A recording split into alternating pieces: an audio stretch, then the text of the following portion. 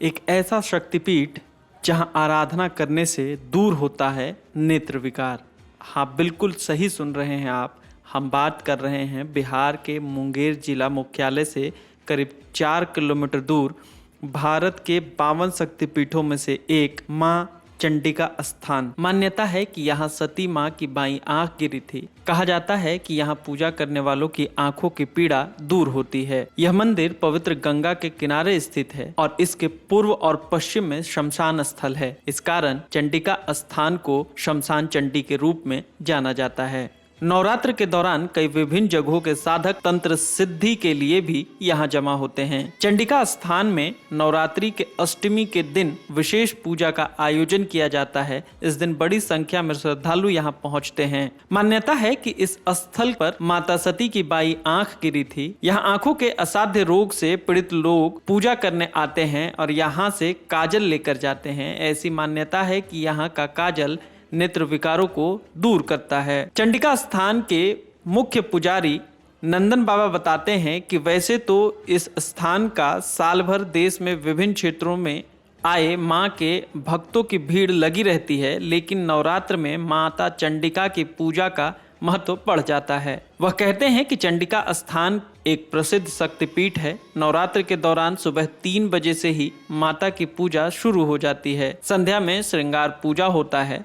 अष्टमी के दिन यहाँ विशेष पूजा होती है। इस दिन माता का भव्य श्रृंगार किया जाता है। यहाँ आने वाले लोगों की सभी मनोकामना मां पूर्ण करती हैं। मान्यताओं की माने तो इस दर से जुड़ी ऐसी मान्यता है कि राजा दक्ष की पुत्री सती के जलते हुए शरीर को लेकर जब भगवान शिव भ्रमण कर रहे थे तब सती की बाईं आंख यहाँ गिर गई थी। इस कारण यह 52 शक्तिपीठों में से एक माना जाता है। वहीं दूसरी ओर इस मंदिर को महाभारत काल से भी जोड़कर देखा जाता है। जनश्रुतियों के मुताबिक अगर राजकर्ण माँ चंडिका के भक्त थे, रोजाना माँ चंडिका के सामने खौलते हुए तेल की कड़ाही में अपनी जान दे माँ की पूजा किया करते थे, लेकिन माँ प्रसन्न होकर राजा कर्ण को जीवित कर देती थी और 1.25 मन सोना रोजाना कर्ण को देती थी। कर्ण उस सोने को मुंगेर के कर्ण चौराहे पर ले जाकर लोगों में बांट देते थे।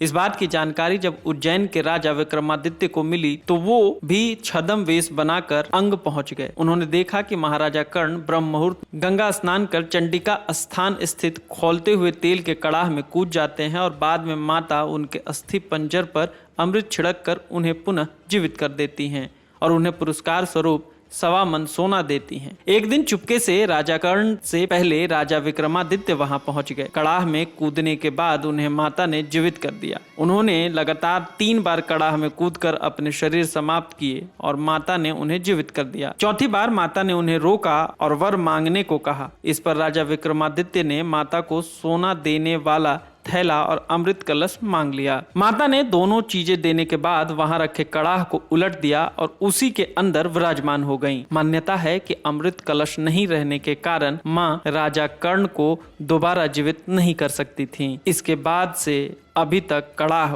उल्टा हुआ है और उसी के अंदर माता की पूजा होती है। आज भी इस मंदिर में पूजा के पहले लोग विक्रमादित्य का नाम लेते हैं और फिर चंडिका माँ का। माँ के विशाल मंदिर परिसर में काल भैरव, शिव परिवार और भी कई देवी देवताओं के मंदिर हैं, जहाँ श्रद्धालु पूजा अर्चना करते हैं।